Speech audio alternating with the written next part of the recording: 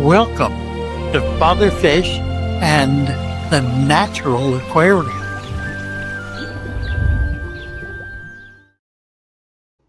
Well, hi. Quite an introduction, isn't it? Nice to be here. We're now at Tuesday. Don't know where we're going. I had to shift from Thursday because I've joined a new church and they have their uh, weekday group meetings on Thursday. And I do want to participate with them in that. So we'll try Tuesday. I'm sorry I missed Sunday. The brain wasn't working. Apparently, it never dawned on me that I had committed to be there on Sunday. So I was not there because of a cranial glitch. Hopefully, that won't occur again, and I'll be back with you this coming Sunday. And then I guess Tuesday. I don't know how this is going to all work out. I'll tell you what I'm thinking, though. I got a message from Lee. Some of you from way back may remember Lee. We had joyous times together, but I met Lee and got involved with him and a number of other people when I was doing morning live streams. I think it was 8 to 10, I think, for over a year daily, 7 days a week, as near as I can remember. It was it was it was actually amazing. It was fascinating, and we all thoroughly enjoyed it and built a real community in that process. I think a lot of people came on board then who have remained with us through the years. So anyway, I was thinking about trying to figure out how to do a morning live stream again.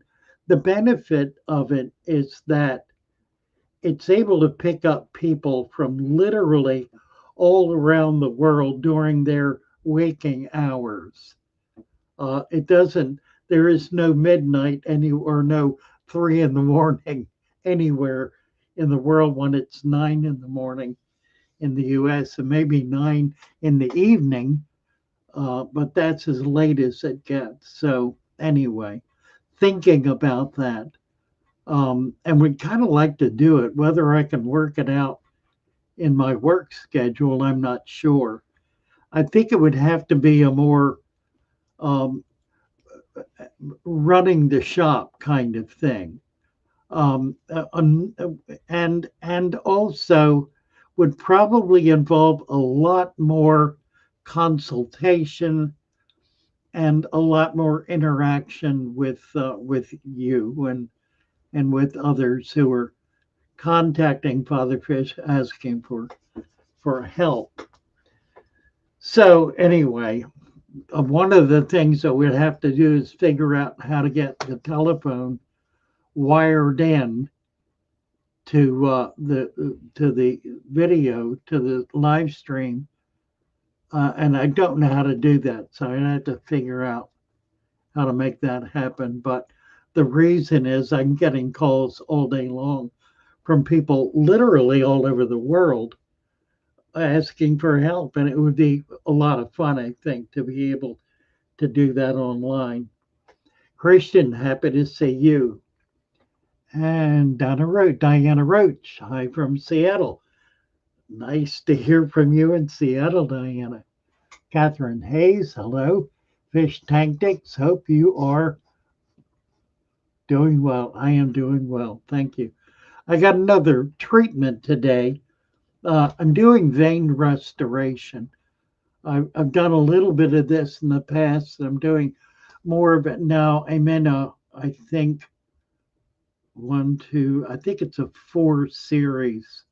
I had my second treatment today. It's a very strange treatment. It's based on a particular problem that I have with the veins in my legs, of which the outer veins are not pumping appropriately. I think they've become stiffened or whatever. So they're actually closing them off and allowing the inner veins, which are working well, to take up the slack and to handle the flow. And that's supposed to reduce inflammation, reduce swelling, and restore some of my skin quality that I've been struggling with a bit lately. So, had my second treatment today. I've got two more. It's just one more little thing I can do to try to keep myself vertical for another few years at best.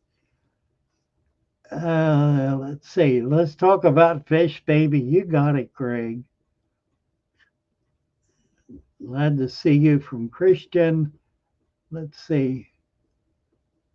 Hello, everyone from Fish Tank Tanks. Lots of hellos. Let's see. We love you, Father Fish. Jimmy Coleman. Thank you, Jimmy. Hello, my fin-loving friends from Fish family.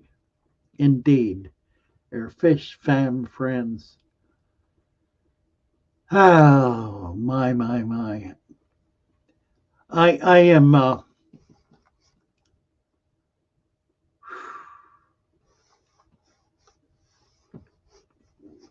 I am beset. Beset. Is that the proper word? I don't know. Beset. Besot. Besotted. I'm not besotted. That would be drunk. I'm not drunk. But I am. Does this move this way? No, it doesn't. I had not done this on comments on stage before.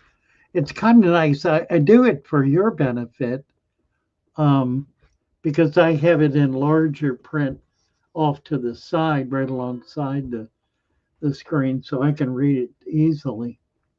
But I've noticed a few other streamers are doing it, and I thought it'd be nice to be able to. Majestic Acres Farm. Hello, Lou.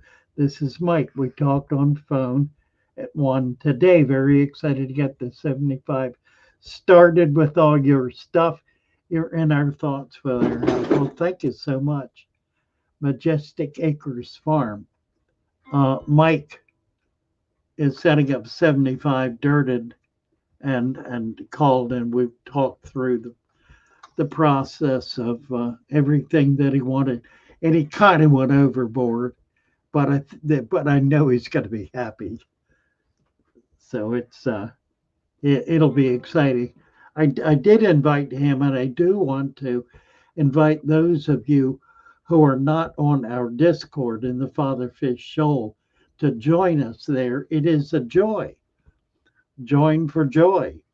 It is a joy. It is a place where all of our vast store of information rests. It is a place where all of our most dedicated leaders abide.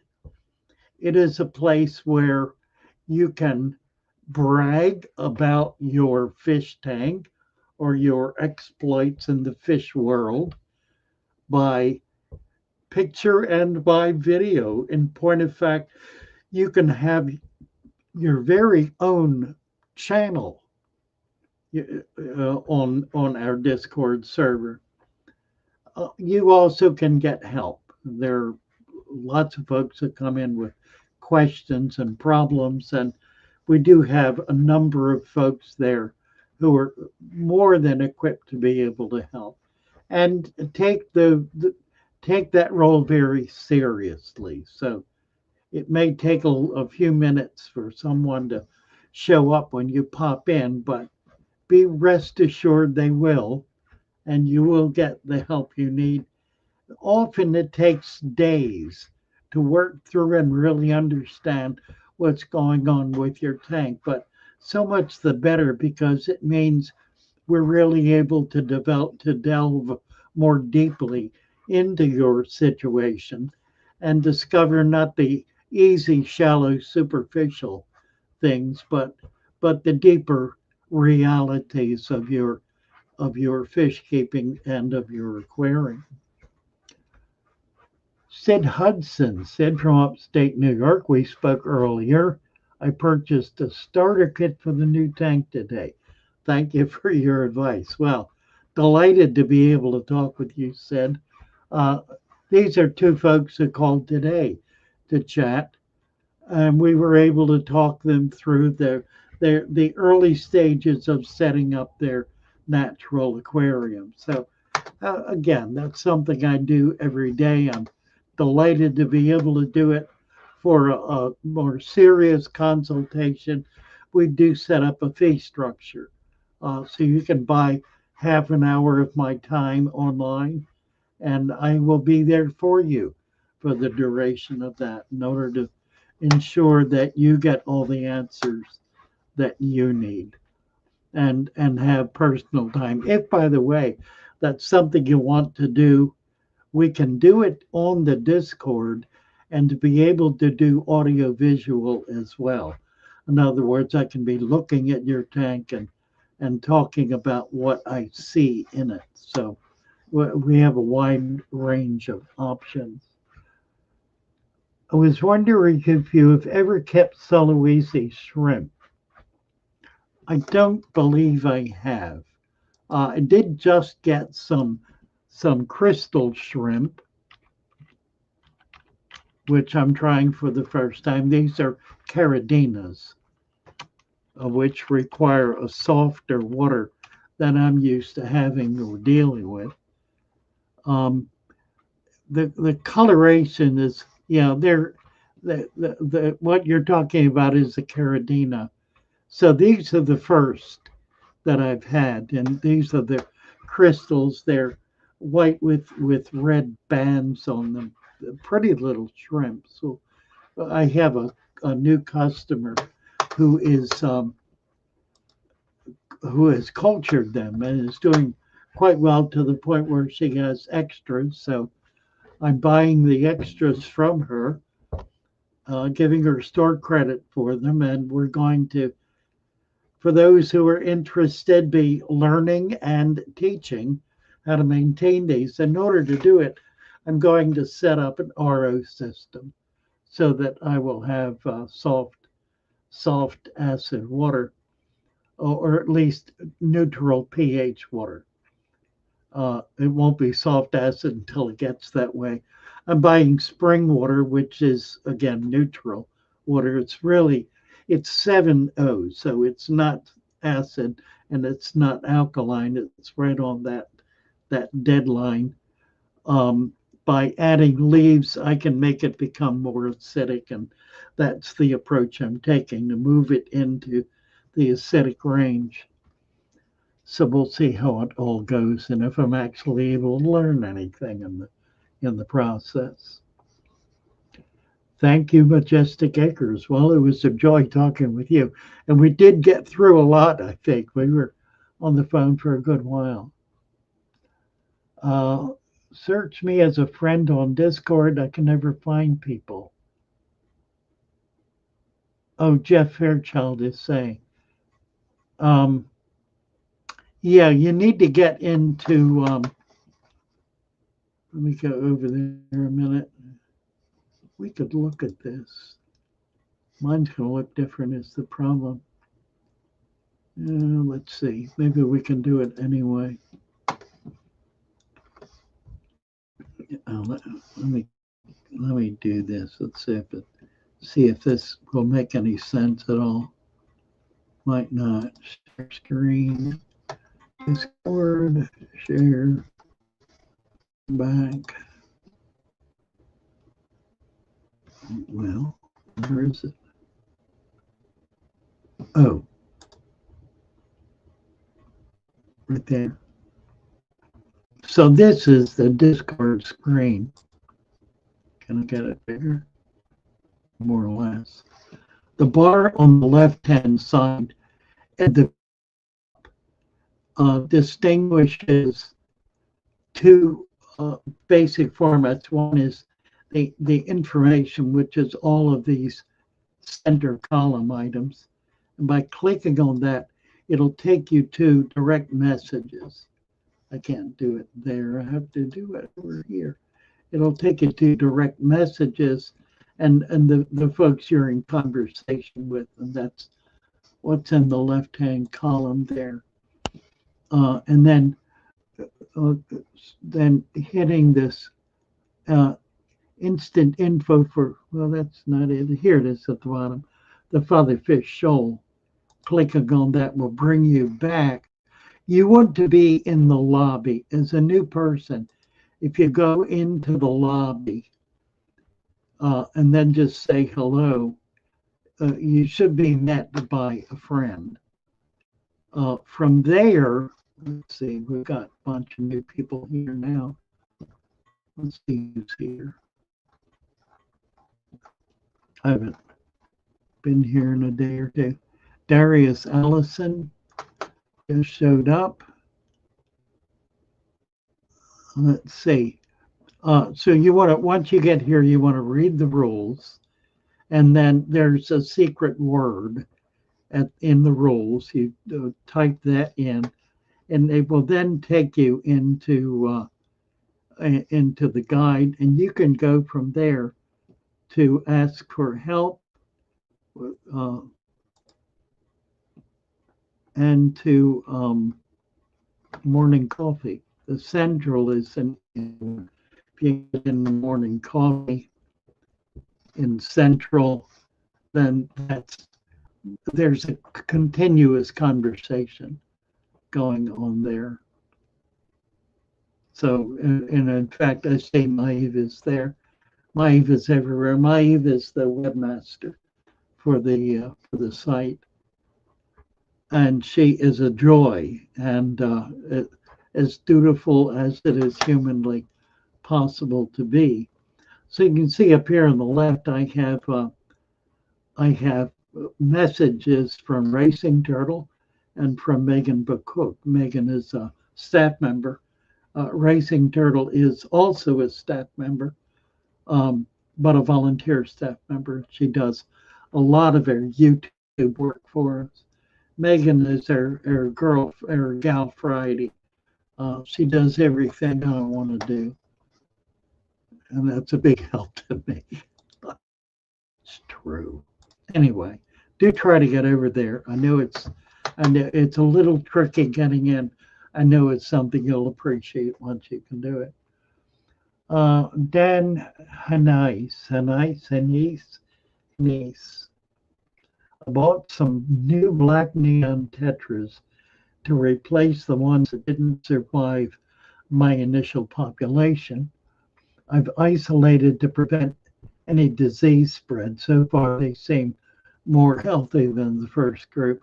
It's always a good idea, particularly if you've gotten fish from a place that had weak fish or sick fish, to set them up in a little 10-gallon tank or even a bucket. I mean, it doesn't need to be anything special. Just with an air stone in it, a heater if needed. You don't even need to put substrate in it. Just a bare environment for at least a week. Some people keep them for a month. Yeah, I don't believe you typically need to wait that long. A week is adequate. And do not feed them for the first few days because you don't want to build up bacteria. After a few days, if they look good, give them a little food. If they're eating well, then over the next day or two, you can move them into your tank. So it doesn't need to be a protracted process. It can be something just involving a few days. If they have ick, for example, it's going to be very obvious in the first 2 or 3 days. If they've got some other kind of disease that they're carrying, again, it'll be obvious. There isn't much that they can carry that isn't that is going to show up weeks or months later. Nothing really that would be an issue. So a few days, up to a week, and you should be good. But generally speaking, the fish that I sell, most people don't acclimate. Um, and they really don't need to be. They're already acclimated. We're already taking care of them as best we're able. And if we do have an explosion, we never have explosions, an ick event. And I'll explain why that is, why we don't. But if we have an ick event, we see a few spots pop up on a fish, then we don't sell them until that's cleared up. Usually it's a 3 to 4 day off off limits, off sale kind of rule, and we mark the tank and kick the temperature up, try to protect people from that. Doesn't happen often, but when it does, we have an eagle-eyed fish keeper, Bryce, who sees such things. He can see a spot of it through a keyhole on the other side of the room. It's kind of amazing to me, but he's good. He's very good at it. I think it's because he worked at one of the big box stores and got used to dealing with it on a routine basis. So it's something he has a special eye for. My camera, I'm trying to do funny stuff here that isn't real stable. Oh, salutations from Spain, Lotus Fox. Hello, Lotus. Happy to see you. Let's see. Greg, get it on so easy to learn a lot of info, right? Yeah, Jeff is asking a friend. Yeah, it's a great source. It really is a great source. Maybe the best source for general information, but especially information about natural aquariums because that's who we are. That's what we're about, and that's what we do best. Did someone say chum? My kind of channel. You bet, Pike B. Pike B chum. Look at that. Cute. Yeah, this is chum. That's what we're doing. That's what we do with chum. We do it with all our videos, our conversation, everything we do. We're chumming. We're trying to attract those people who are looking for deeper, something deeper, something more effective, something stronger, healthier, perhaps more creative, but in a natural way, something more natural. To put it bluntly and plainly, something more natural.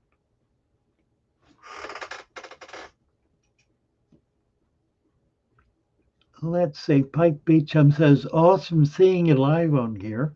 I watch all your videos and I always learn something new from you. I made many tank jars from all the rivers and oceans I visit. Nice. Really nice. You say oceans, and that's really delightful to hear. I think some of my most enjoyable resurrection jars are brackish and saltwater. I have a tank. I'll have to show it next time I'm live in the shop, and I may do that Sundays. Do Sundays from the shop. Oh, I know what it was this past Sunday. I was at dinner. I was at I went to church and I was invited to dinner, and I went to dinner and it didn't leave until 6:30, 7 o'clock. So I just I didn't blow it off because I never even registered it. But I don't think I did. No, I don't think I did. Anyway, we'll try to. Oops. We'll try to be sure to be on Sundays, and then I might try to go to that morning format. I really would kind of like to do it for folks who are working who can have their TV or audio on in the background. That it works in that kind of environment as well. Doesn't work in every work environment by a long shot, but in some it does. So, but there are lots of folks who don't work, uh, who are retired or or stay at home or work at home who would be able to plug in. And it would allow me to get back to the European crowd, which this is much too late for, and the Far Eastern, um, and even like the Philippine, Japanese, Indonesian. We used to get people in from the Philippines and Indonesia and Malaysia routinely, and haven't seen that in a long time. So I may try to do that. Anyway, what else is going on here? I got one bracket set up. I tried it for hating snails and whatnot. Fruitless endeavor. Hard to breed nitrodus snails. It's hard to breed nitrodus snails in captivity. I got some uh, neorites in brackish water. I put them in some time ago. I'm not sure anything is happening. It could be the tank is it's gold. It's a 40-gallon breeder, and it's gotten so thick with macroalgae you hardly can see anything. I keep it pushed back so the fish can be up front, and it's all local fish, um, which makes it nice. These are local Chesapeake Bay fish, but it's fish that range all the way down around the coast through the Gulf and down into Mexico. So it's fish that are pretty common. And they're doing well and they're breeding. I do have some gobies in there as well. I want to try to get more gobies. I'm going to put some clams and oysters in this spring, so we'll try to beef it up and do more with it.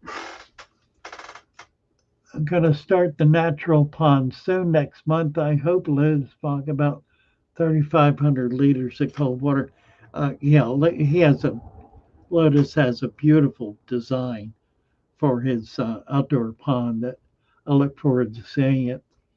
Dan Haney says do shrimp, like ghost shrimp, carry the same illnesses as fish? Then they need to be isolated in the same way. Generally, no.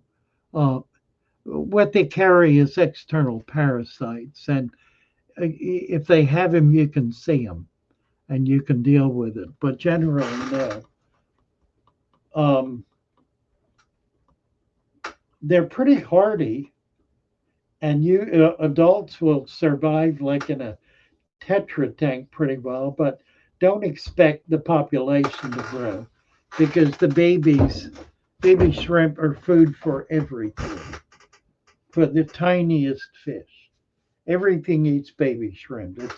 It's one of the natural and one of the most common foods in the sea is shrimp, and especially baby shrimp.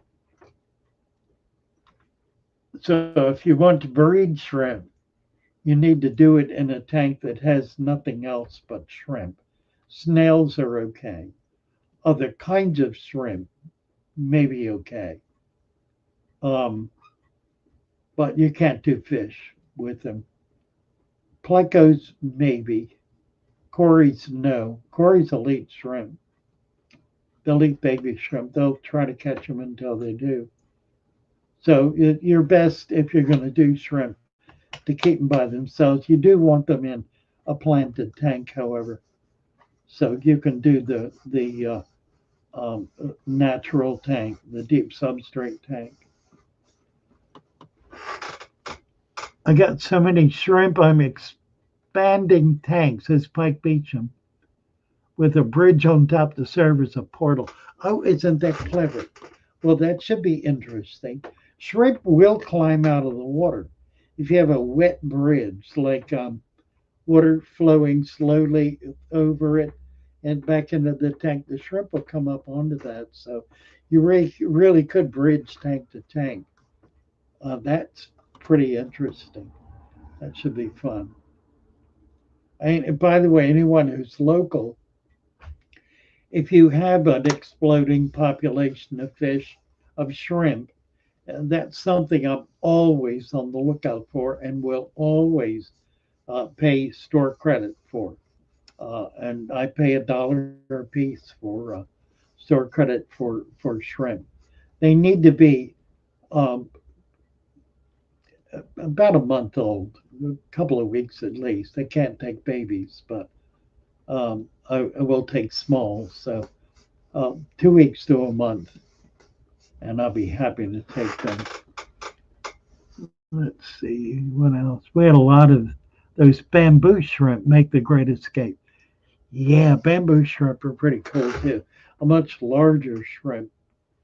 I had those, and I had a crab. I got some crabs that just they not only climbed out of the tank, they hid once they got out, so they wouldn't let you get near them. They'd run away on the on the floor. I had a concrete floor in my shop in Florida. They would get out on that and go under a tank in order to escape being caught. So sometimes it was difficult to get them back in the tank, and I think ultimately I gave up on them. I couldn't keep them in the tank. Are nautilus good to keep? I don't know that anyone has been able to keep nautilus. I Let's see. I'm trying to remember. It seems that yeah, I have had nautilus. They're extremely difficult to keep. Partly because nautilus are a deep water animal. They typically don't hang at the surface. They can be found at the surface and they can be caught there, but and there are two types. There's the regular colored nautilus shell. Then there's another one called a paper nautilus that has a white shell, very delicate shell, beautiful shell. They're a form of octopus, and the octopus can be not difficult to keep, but I've had them a few times with not much luck. I think they require a pretty stable a pretty stable and substantial environment. Probably in a very large tank. I know public aquariums do relatively well with them, but they keep them in very large environments, and that I think would probably be the key. Vampire crabs, yeah, that's probably what they were. Vampire crabs. Are scuds okay to add with shrimp? Well, there's discussion about that. There's some people who claim they're not, that they will attack baby shrimp, and that may well be true.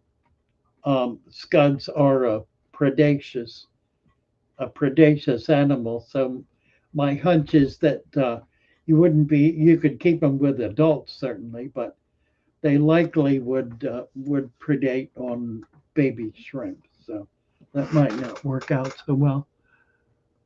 Pike Beecham, you should look up streaming setting for your stream on here. Your bit rate might not be set right, making your video look clunky. YouTube proper bit rate setting for YouTube. Okay, I will look into that. That's not anything I've looked at. They're good food, are scuds. Great food for small fish and for medium fish. They're really really an excellent food. So it's worth growing them to feed out to other fish, and they're pretty easy to grow out. You can keep them in a bucket on the porch, and they'll with a population and some food to eat, they'll do very well. Let's see, are we getting everything? I think I'm keeping up here pretty well. I think I am. Right. Oh, I'm getting hot. I think my sitting alongside a space heater here, and I wanted to. All right. How we doing here? We're at about 7:30. Um, I don't know if any of you have been following the situation in Iran. It is it's kept me up at night many nights. And I found a channel, Goldie. If you look up Goldie Iran, she's on about 5 hours a day, and is a um, she actually was elected to Parliament in Canada. She's a Canadian, but is from Iran and has been um, following events in Iran, specifically from the point of view of the people of Iran and their revolution against uh, the Muslim regime. And it's just been it's remarkable. It really is remarkable to see these people literally putting themselves in front of guns in order to overcome the tyranny that they've been living under. I mean, people with no arms sacrificing themselves literally by the tens of thousands in order to bring down that demonic regime. And it is a demonic regime. There's really no other way to describe it. It is deeply and profoundly evil, and seeks to do evil in all of its endeavors. Has been doing so for these last 47 years. So my heart is very much with the people of Iran and with their struggle to be free from this awful, dreadful tyranny that they're living under. If you're not getting that side of the story, I suggest you do so. Because if you're getting the mainstream story, you're getting, frankly, a pack of lies, deceits, and fraud. For whatever reason, there seem to be political influences in our country and around the world who seek to make common cause with evildoers. And they may not appear to be evildoers themselves, but they're certainly either deluded or have agendas that are not wholesome, healthy, loving, godly agendas. So do seek out the other side of the story if you're not aware of it already, and open your eyes to what those who are fighting this battle are fighting it for. And they're not fighting it uh, for power or wealth. They're fighting it to save their lives from the destruction that's been heaped upon them for decades. I have a 2-year-old father fish tank. My Java fern is starting to die off. What's your go-to method to add potassium? You might try adding leaves. Build a food web. The food web is really kind of the key to the whole thing. Um, and it's something you need to start early on. It provides a wealth of natural nutrients, including potassium, iron, and others that are really critical to the health of the system. Generally, it's provided with food and with whatever plants are dying off, or the leaves of which are dying off. Generally, the leaves will die, but the plant will not, and it usually will put out new leaves. Now, that's normal for all plants. It's normal for the leaves to die. The leaf is a tool that it uses.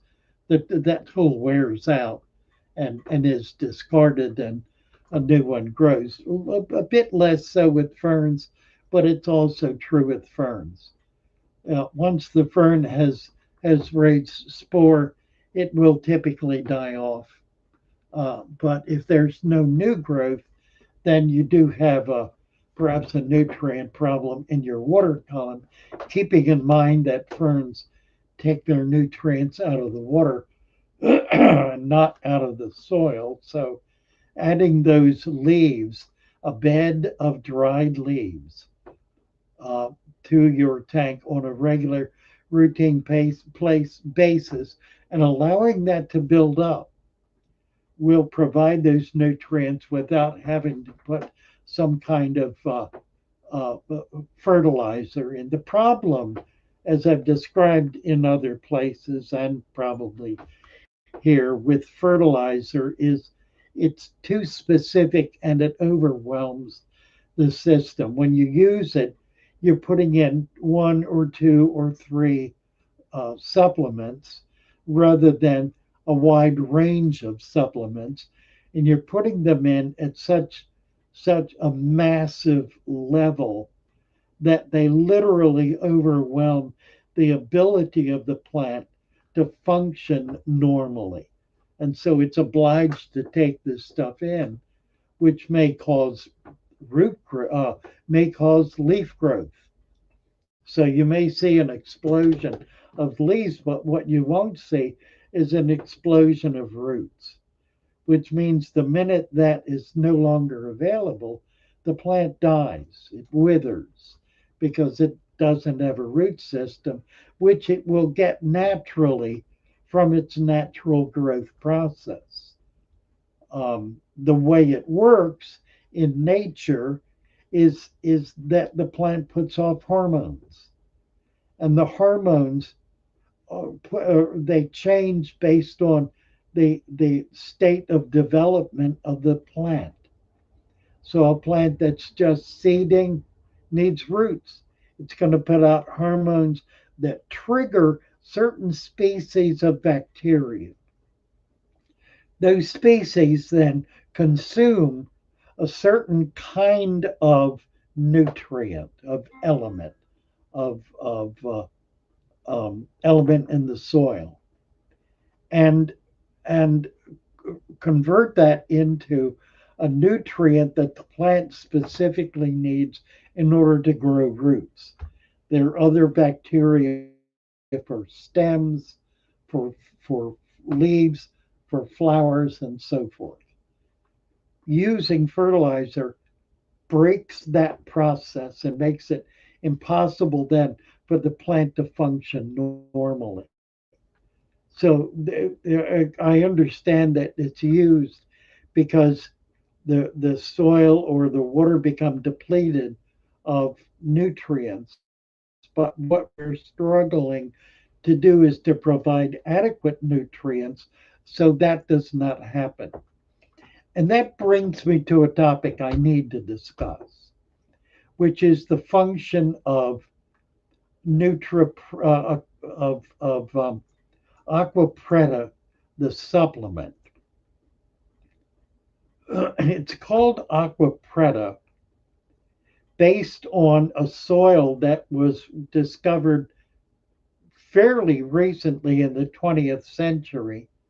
That is an ancient soil from South America, from Brazil primarily, that the ancient Peruvians or Incas developed 1,000 years ago or more. And they developed it as a rich, loamy soil that had the ability to to how can I say this? Had the ability to grow into a wider body of soil. In other words, to take sandy soil and convert it into rich, loamy soil. It also, because it harbors bacteria, it doesn't it doesn't die. It can remain essentially in stasis virtually indefinitely. Bacteria survive deep freezes in the tundra of tens of thousands of years. Bacteria are not living things. They act like it in many ways, but they're really not alive in the sense that any living creature, that any other creature, even microscopic creatures, are alive. They're another phylum of of material of existence, but they're fundamental to life. Without bacteria, we can have no life because bacteria are the bridge to to the rocks, um, to the rocks, the rocks and the gases and the other elements of the earth to convert them, to break them down, to bring them into a form that plants are then able to use. So that's part of what we're trying to create now. We don't talk about that much because, frankly, it's way too complicated and it takes care of itself all by itself. There's little or nothing we can do to promote that. However, by bringing in the kinds of soils that we're using, which are a lot of carbon based soils, like char. Char is a basic commodity in our soil mixtures, like peat moss, like manures, which are very rich in organics, um, and like the 20 odd minerals and mineral compounds that we add into to comprise the supplement, we create a complete substrate that that sustains itself for a very long period of time.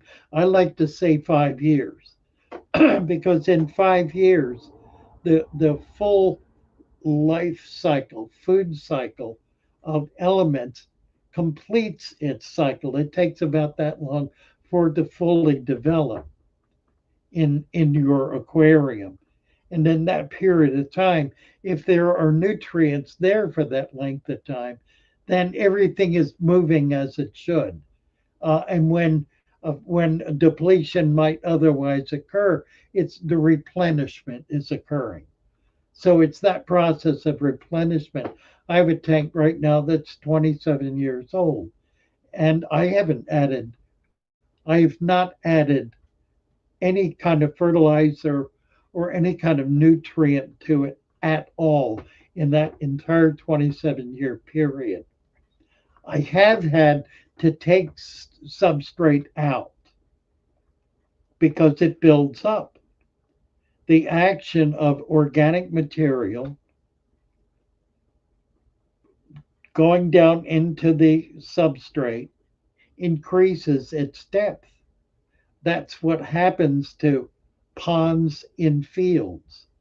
They increase the depth over a period of time to a level, if they're relatively shallow, to a level that fills in. That's like a rain pool would eventually fill in. Generally speaking, um, underground river or water table ponds don't fill in because the water is flowing nutrients along and moving them into usually deeper water and then ultimately into a stream or a creek or a river. So the nutrients are being flowed out.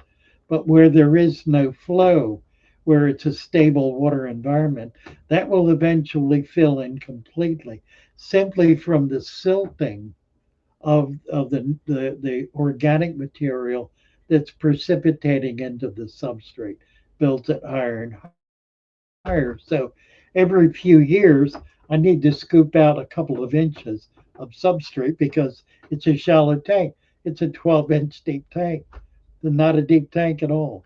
And it's normally about 4 inches, and it'll get up to six, which is halfway.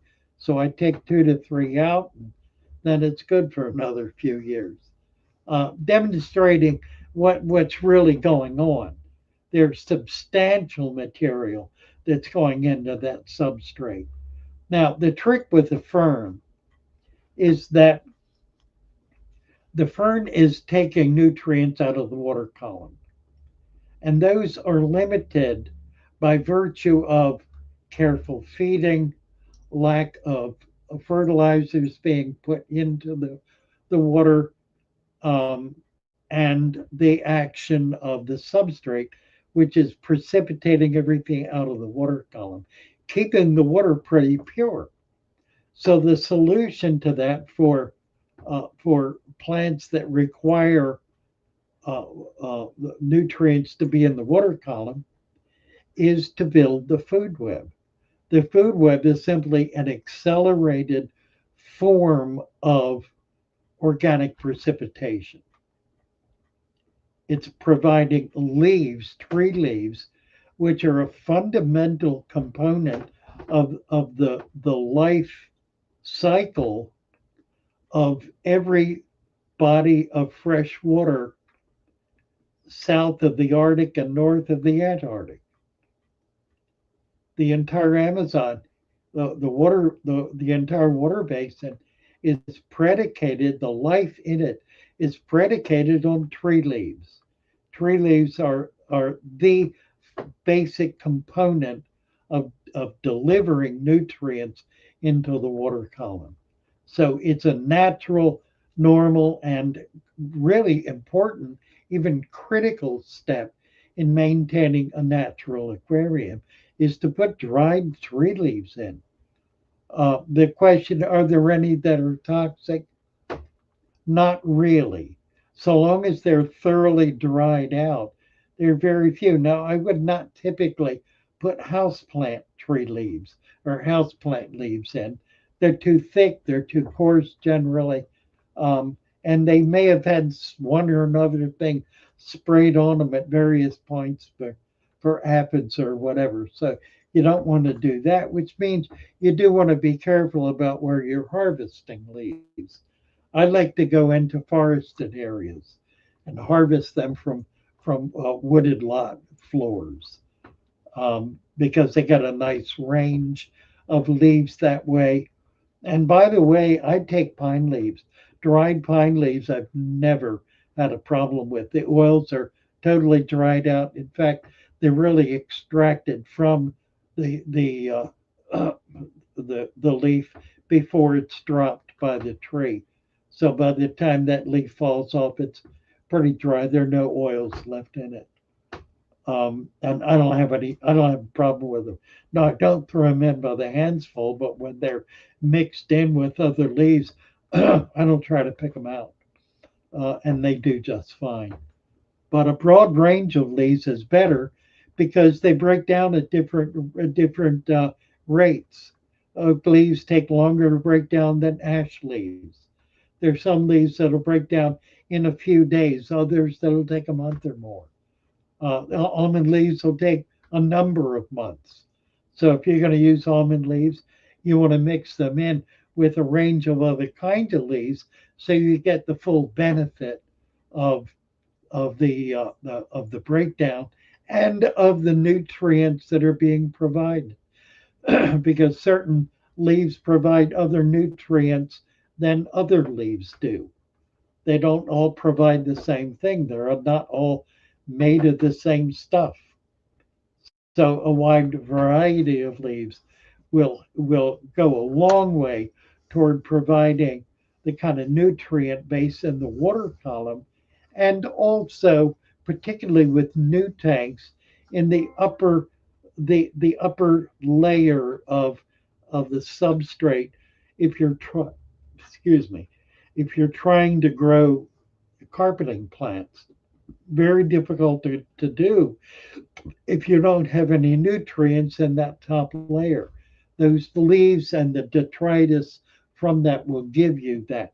You can also add a little mud, a little of the loose detritus from a pond right in there and let it settle into that top layer. Some people have tried putting leaves and particularly chopped up leaves or leaf mulch from a pond and then capping it with a quarter to and a half inches sand.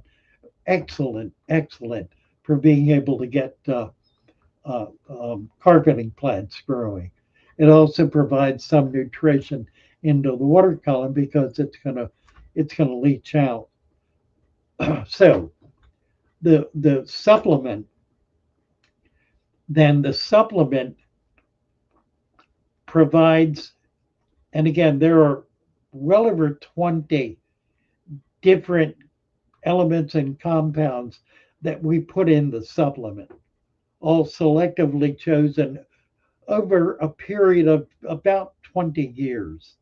Been working on the formula for that for about 20 years, a little longer now.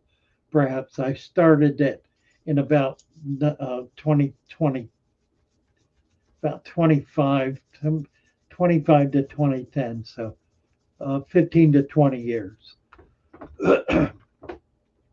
Contains a wide range of nutrients, some of which we've substituted because we found other things work better. The calcium, iron, buffers. Buffers are absolutely fundamental. You must have adequate buffers in order to maintain a stable pH. Otherwise, your pH goes traveling south and the plants won't survive. So you need buffers in there, and you need buffers that are going to be in there for the long haul. So you need a way for those buffers to be able to, in effect, replenish, to be able to maintain a stable environment that's not acidic, not pushing it toward the acidic, which means that the organics need to be consumed at an adequate rate to prevent them from forcing the water to become acidic.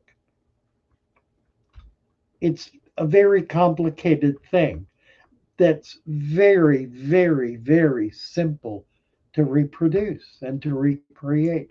We try to make it as simple as possible. Now, we don't know everything. We study and we research and we try to learn from the best. And frankly, the best are not in this field. They're in a horticultural field. There's tremendous amount of work going on in horticulture these days, dealing with organic farming. And that's really what we're doing. We're doing organic farming in an aquarium.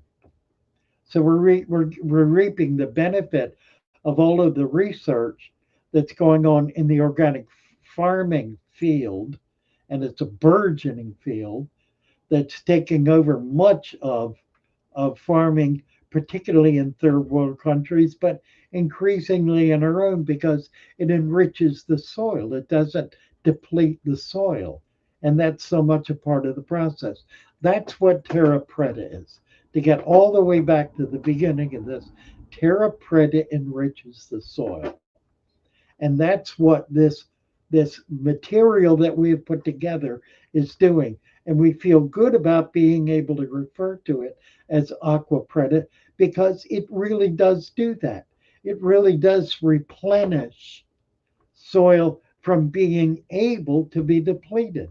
It's a constant replacement process that as it develops and becomes more stable, cycles in a massive cycle, far beyond the simple ammonia to nitrate, nitrate to nitrates. That's one of 1,000 cycles. And, we're fond of talking about the ammonia cycle or the nitrate cycle. Well, the that takes care of itself, frankly. If you have anything at all in the tank that's organic, it's automatic. It takes care of itself instantly, literally instantly. Or by organic, I mean plant material. Plants absorb ammonia directly. They don't wait around for it to become nitrate. They absorb ammonia directly. They absorb nitrate directly. They absorb nitrate directly. So if you put plants in your tank, you will not have an ammonia spike that will create a problem. Now you might test it and find some ammonia because it simply hadn't been picked up yet, but they're working on it.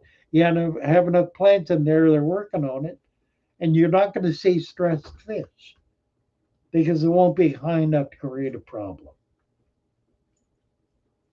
Which is why I say take your test kit and lock it in a drawer and throw away the key because it's just going to drive you nuts trying to follow something that nature already has control over.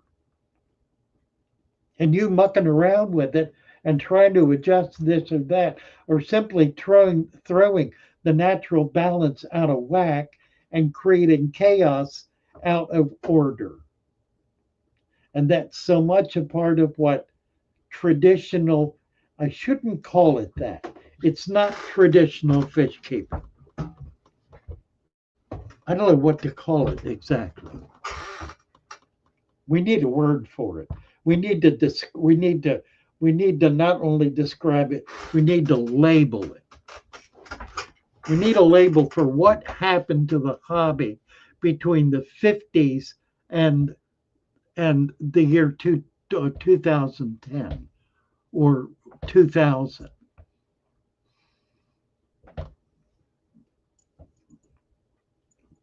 Wallstead was the turning point in that and remains the turning point. Now, it wasn't the turning point that was brand new. It was hearkening back to what everybody was doing for 2,000 years until all of a sudden industry or industrialists determined that they could make things and con people into buying them for this delightful hobby that was so popular. There were 100 fish stores in every city in the country. 100 years ago, 100, 200 years, nearly, not quite, 150 years ago, certainly. 150 years ago, every city in this country had, or in the US and in Europe, had well over 100 stores selling what? Selling fish tanks and selling local fish. Local, mind you. Fish out of the bay, out of the ocean, out of the creek, out of the river, out of the stream. Nothing was in Florida to bring it up. Nobody figured out how to move it. It wasn't until they started shipping goldfish in milk containers on trains that we began to get goldfish out of the South up here in more northern regions. And then in the late 50s, mid to late 50s, they started shipping some tropical fish, guppies, platies, mollies, a few local tetras, started shipping them in milk containers or something of that sort until Merle Cohen, who was a childhood friend. He wasn't a child when I was. He was a bit older than me, 15, maybe 20 years older. Well, not that much. He was 25. He was 10 years older. Until he figured out that you could use plastic bags to ship fish. And then he figured out you could put them in styrofoam or boxes. I guess he started with cardboard boxes and then styrofoam. He was using newspaper before that. When styrofoam was invented, he was making boxes out of it. He was using the first as essentially crunched up peanuts. And then it went to boxes. That was in the late 50s, early 60s. Not that long ago. What's that? 50 years ago, 60 years ago. And then that brought in a whole new population of fish. So people got enormously excited about it, and mercantilists began developing all of these dry goods products and chemicals and everything else. You need this to keep your fish healthy. You need this to make the tank look pretty, whatever it was. And 99% of it was junk, trash. In fact, worse than that, 99% of it was destructive of the hobby. There were things that were not fish nets, fish tanks, heaters, air pumps, filters, really important stuff. Stuff that's made keeping fish so much easier and so much better than it was before. And then they got into chemicals. Chemicals. That's the scourge. The scourge is the chemicals. Do not put any chemicals in your water. I don't care what they are. I don't care how good they are. I don't care if they've been brought down by doves from heaven. Don't put them in your tank. Just don't do it. Nobody's doing that to the lakes and rivers and creeks and streams out in the real world. Put in your tank what is put in there, and you'll be doing right. So we need to get back to that. And we need to get out of this chemo. It really is chemo. It's really not equipment so much. Now there's some equipment. You know, the what's it called? The God, up here. That's the problem here. Um, the the light that burns, the light that kills. What is that? Not X-ray. The other one. The red. Is it red or blue? It's red, isn't it? I don't remember. Nobody's nobody's no nobody's commenting. Everybody's. Oh dear. 7:56, 8 o'clock. We're at 8 o'clock. So I didn't write it. Somebody put in there what I'm talking about. Anyway, anything that kills anything, the purpose of which is to kill, is not anything you want in your fish tank. So if it has a deadly function, don't use it, because it's not species specific. They may say it is, but what they're really saying is that some species are more sensitive to this toxin than others, but all are. Rest assured, all are. It's like the dreaded cancer treatment involving chemotherapy, which is designed to kill the cancer before it kills the body. It's a poison, it's a toxin that's delivered in such a way as to put the body through the deepest possible stress, in the belief that the cancer is not as strong as the body. And it works about 50% of the time for a while. The cost is immense in general health. Do not put toxins in your fish tank, or for that matter, in your body. I don't care what MD is saying you need to do it. Don't do it. Don't do it. And I'm not speaking as a doctor, I'm speaking as a pastor and a friend, as one who loves the Lord and who believes in the natural world, as a world of health and wholeness. So, what are your thoughts on the micro lift?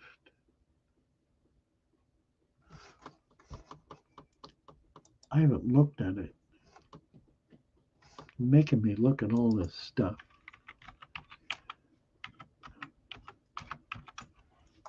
Remind myself micro lift.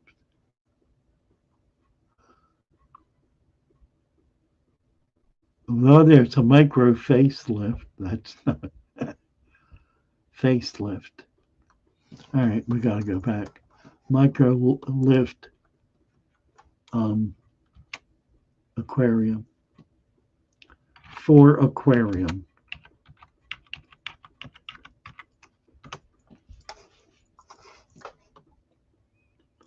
Let's see what it's got. Here we go. Microbe lift products designed to rapidly cycle, reduce ammonia nitrate. Okay, I do have a thank you for that. I do have a comment about that. It's wholly unnecessary and probably puts stress on the available microbial life and may artificially increase it exponentially to a point where it's not able to survive. So it's a balancing act, and you need to let that balance occur naturally. You can spike it, but then what happens at the end of the spike?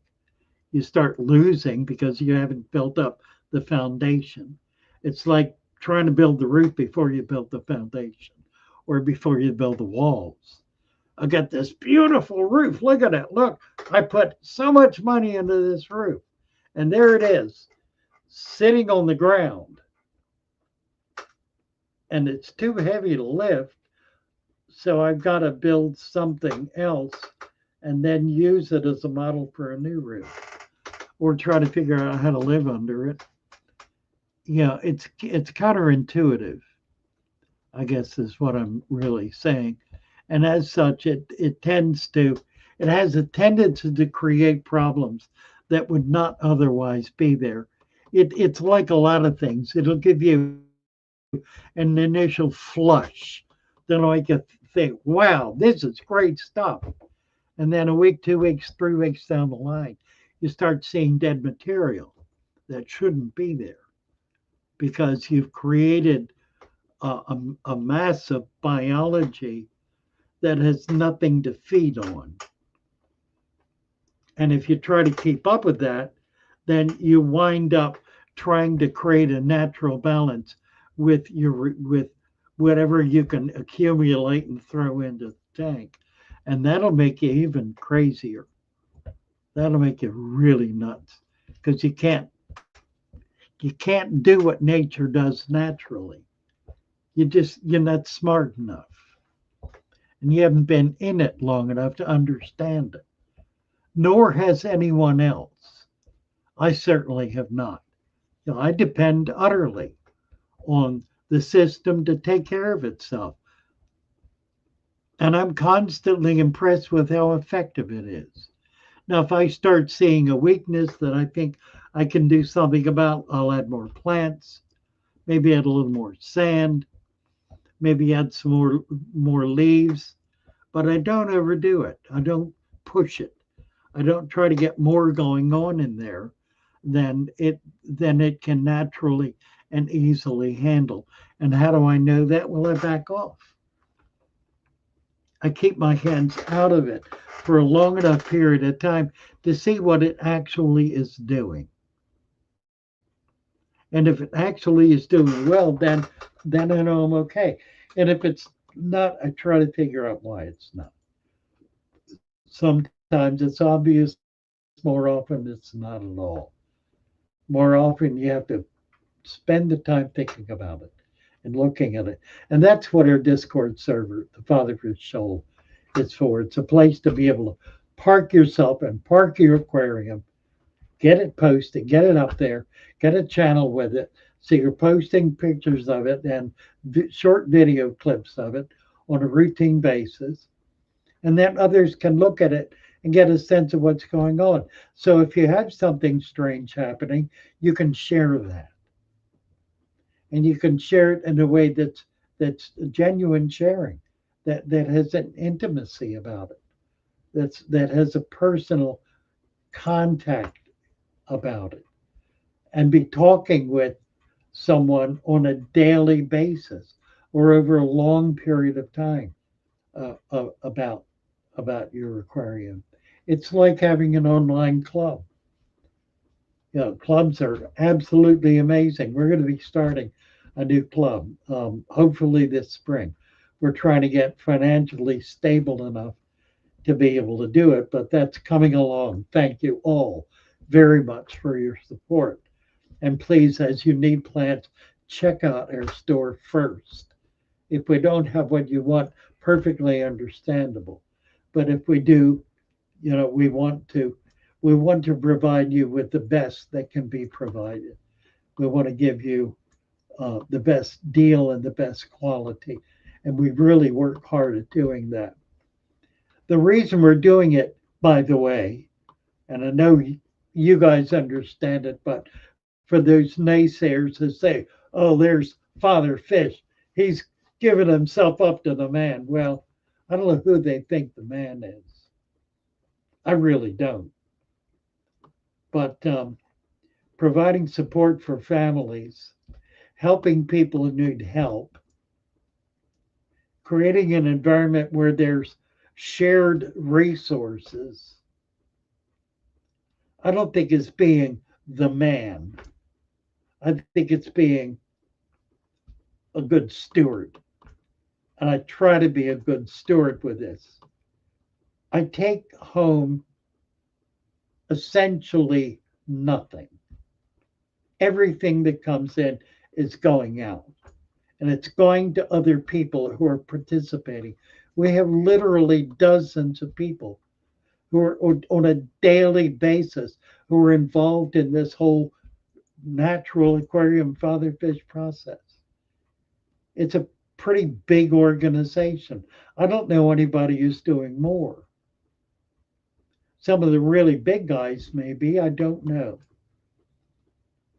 I know they have staff and they have big staff. Well, I've got big staff, but they're not making big bucks. And I struggle to keep them on board and to allow them to continue serving and providing and in turn getting the support that they need for their families. So enough of all that. I thank you for your support and hope to be able to grow to the point where we're doing more for more folks. I would very much like to be able to get the supplement and the soil available commercially so that it could be sold into other pet shops. And ultimately, we're going to do that. We just, it takes a little money to put the pieces together, but we're going to be able to do that. We also need to learn how to do that, how to get it out to folks. But we do have some shops that have expressed interest. And once we can get it together so that we're packaging things to be able to ship out, then we absolutely are going to start doing that. And that will get supplement around the country, and maybe we'll be able to figure out how to get it around the world. I don't know about that.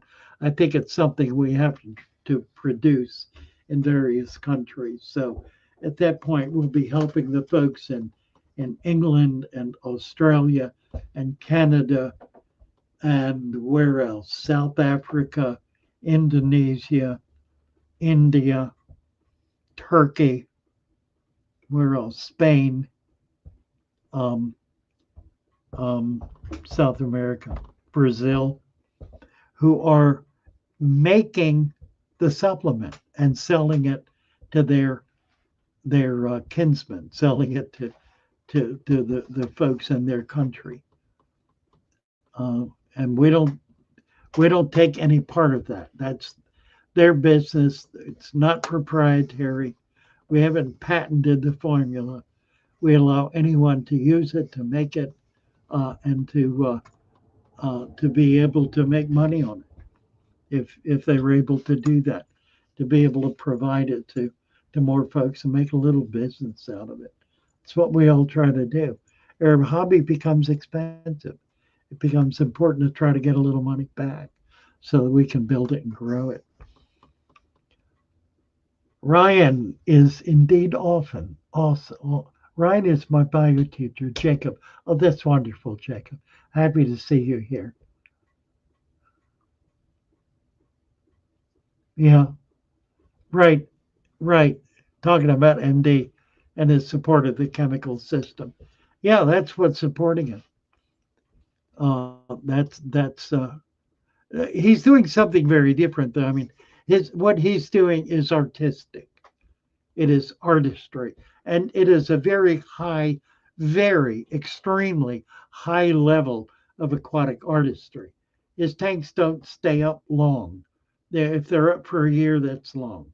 He may have a few longer, but generally he'll break down a tank that's been up for a period of time and do something new with it. So it's a different approach than we're taking. I very much appreciate MD, appreciate everything he's doing, and I'm very supportive of that, realizing that he's not really able to do what we're doing, but he does support us in our efforts.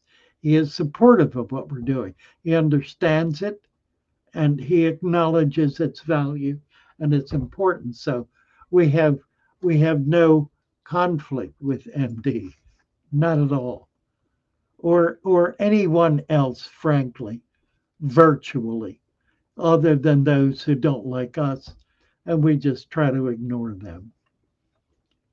Let's see. Spotted fish can run a filterless aquarium. You can. I don't like to do it. I do it in small, like jars, obviously, and very small tanks.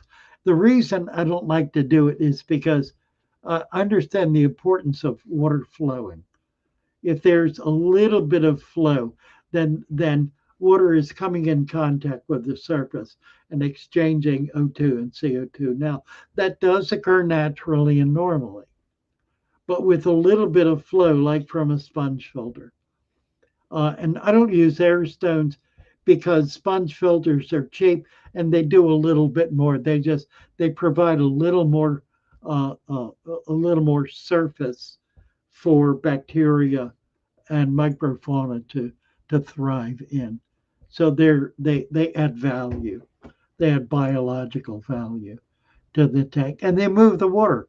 They make a very slow current, but it's one that guarantees there are no dead spots.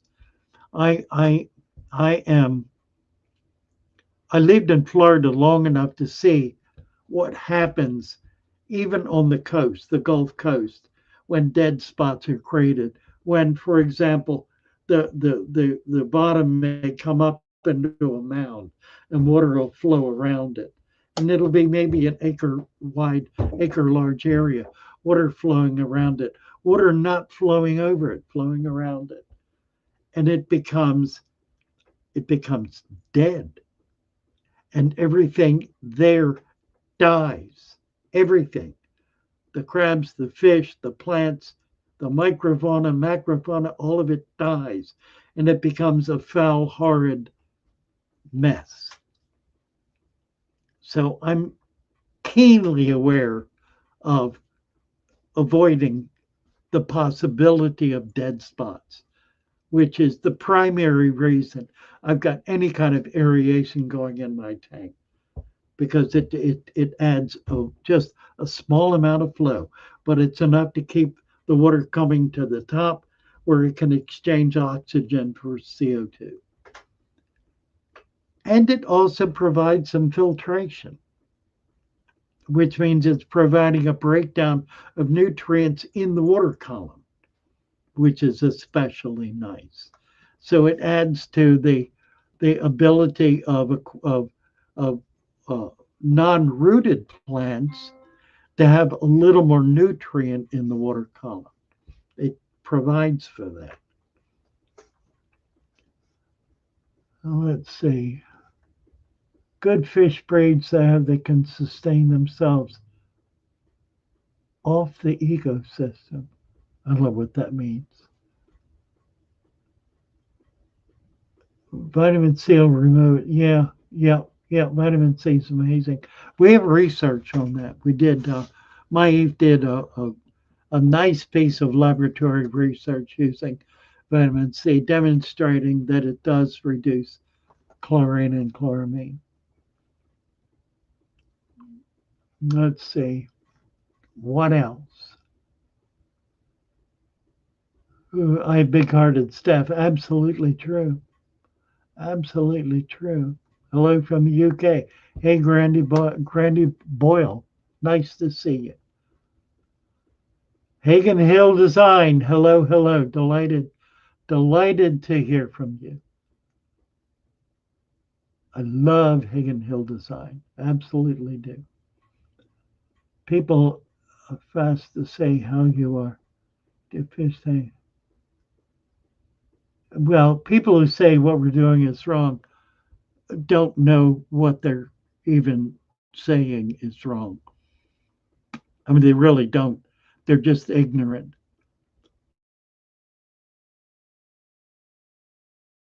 They're ignorant.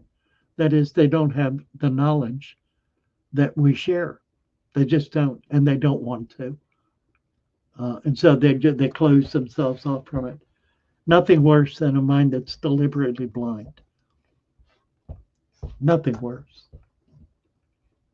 LRB says not to do filterless if you're using lids. Yeah, that's right. He doesn't use lids, by the way, but he's absolutely right about that. Talk about dead spots. That seals the tank, so you can't get oxygen into it. It'll eventually suffocate the fish. Thank you for bringing it up, LRB. There's my hero. Without LRB, I would not be here. Guaranteed. LRB got my start, got me started in YouTube. He got me over the threshold. He got me out of the bottomless pit. Hope I'm having a great evening. Actually, I am. It's after 8 o'clock. I'm in here for an hour and a half, and I'm still going strong. So feeling pretty good about it. I think I would like to do a 2 hour. So we'll just keep going with this for a while. What else? Thanks for the book. The book, by the way, is at the publisher. We're finishing up the final edit on the back cover and the front cover. As soon as that's done, the guts of it are approved and ready to go. Once that's done, then it goes to press. I don't know how long it'll take them to print it. It could be 6 months. It could be 1 month. I have no idea. I don't know what their backlog is in their print shop. But whatever it is, we will be in the last stage. And at that point, once it's published, it will go into all the bookstores. It'll go online. It'll be available in Amazon. In other words, we already have set up a distribution for the book that'll give it the best possible chance of a very broad and very wide distribution. In addition to which, we will be buying copies and selling them autographed, at least by me, if not by the other authors, off of our store. The difficulty with doing this with the other authors is that 3 of them are on the continent, which means we'd have to send books over there and back. And we probably won't do that. What we might do is an addendum page that we can have them all sign and add those addendum page or even addendum pages that we can include from each of the authors. So we'll figure out a way to do it. Don't really know yet. Maybe the fly cover, we could maybe get extra copies of that or something. I don't know. We'll work it out so that you'll be able to get signed copies. But I will be signing copies for sure. And I know Ryan will. He'll be thrilled too. And then the other folks, I think, 1, 2, 3, 4, 5. 1, 2, 3, 4. 1, 2, 1, 2, 3, 4. I'm missing someone. Who am I missing? My brain just doesn't work anymore. There's somebody else here in the States that I don't know. Anyway, they're 5. I should look at the book. That would That would tell me. Anyway, where are we? I'm just about to completely rescape, redo my fish tank. Excited to start fresh with new substrate and fresh plants. Nice. Kyle imagines. Nice. For a 75 rescape. Well, that'll be great. That'll be exciting. Tank needs to breathe. Right. It's exactly right, Hagen. Saying to Elf, tanks need to breathe. Let's see if there's anything else here I've noticed that I missed. I don't think so. I think I got it all. I'm not seeing anything else. Excuse me. How we doing? 8:20. I'm gonna knock it off at 8:30. I'm running out of gas. About 5 more minutes. What do I think of a planted deep substrate in a large fish bowl? 5 gallons without error filter for about. I think it's fine. Bed is breathed from the surface. They're not taking oxygen out of the water column, and plants are putting it back in. So it's going to work. It'll be fine. We do it all the time. We have bedders in jars all over the shop. That's how we keep our stock, basically, is in jars. I like to keep them in fish tanks. Brenda likes to keep them in jars. So most of them are in jars. Very few are in tanks. But she's constantly pulling. She's finally figured out how to breed them. She now has 3 batches of bettas and God knows how many more set up and ready to go. So we're going to wind up with 10,000 bettas before long here. And that'll be fun. That'll be real interesting. I want her to learn how to deal with large numbers of fish because I want to do that. I want to get fish breeding in all of our vats. We've got 40 vats. They're like 30-gallon vats. And we should have species of fish going in every one of those tanks with babies growing up in them. We do in a few. It takes a bit of effort to get that going, but we're getting there. It's definitely coming. The critical component was getting brine shrimp hatching routinely and getting microworm culture going because those are the two basic foods for baby fish. If you can do that, you can raise fish because you can get them through the first week or two where they require a very specific kind of food, namely tiny live food. Thank you, Pike Beecham. Appreciate it. John Shane, hope all is well. All is well. Thank you. All is indeed well. Greg, are you still here, Greg? Jeff would say. All right. We're done. I'm worn out. I can't go the other half hour. I still need to get to the grocery store this evening. They close at 11, so I'm good to go. Love you all. Let's see what I can play. We should be able to. Oh, you know what I can play? Let's see if I can get it up. I love this. Our theme song. Let's see if I can get to it here. Dooby doo. Uh-oh. I don't think I can get to it because the live stream takes the place of it. That's crazy. How do I do this? I don't know how do I do this? Well, there is a way. I can go into. I need to have it saved off separately. Is what I need to do. Go into manage videos and find it. I'm gonna find it. It is Father Fish at Home. Here it is, right here. All right, now can open. And I got to get the volume turned on. And we're going to do it now. I want to get back to here. I want to open it. Slides and PDFs. Is that it? That's not what I want. This is what I want. That's not what I want. What's going on here?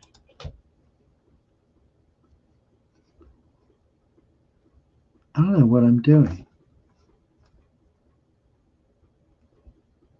What are we doing? Have we got it? No.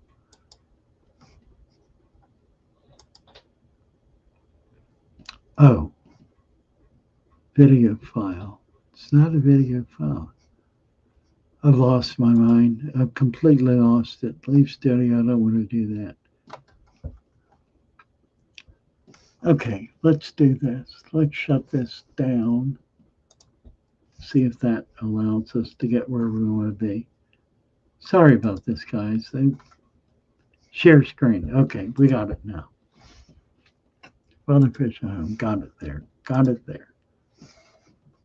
Coming back. Got it here. Let's get back into it and jump it up. Make it big. Father Fish swims through the water with a wisdom deep and true, guiding us away from the mainstream to a natural point of view. His words like music to our ears, soothing every ache and pain. Bring nature back to your tank. Let his message reign. Embrace the beauty of the wild. Let your fish thrive. Father Fish teaches us nature's beauty and grace, leading us to a better way, a peaceful place. His methods may be different, but they're tried and true, overcoming struggles with a natural point of view. Love this. So nostalgic. Through the rocks and plants, the fish find peace and play. Father Fish's teachings lighting up their day. No more crowded tanks or fake decor, just nature's tender touch. Embracing the balance, loving it so much. Father Fish's legacy, a vision we embrace. Father Fish teaches us nature's beauty and grace, leading us to a better way, a peaceful place.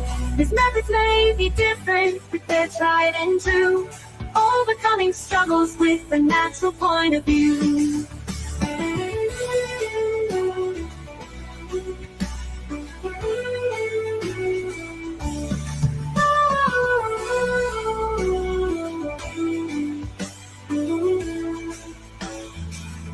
Father Fish teaches us nature's beauty and grace, leading us to a better way, a peaceful place. His methods may be different, but they're tried and true, overcoming struggles with a natural point of view. Father Fish teaches us nature's beauty and grace, leading us to a better way, a peaceful place. His methods may be different, but they're tried and true, overcoming struggles with a natural point of view.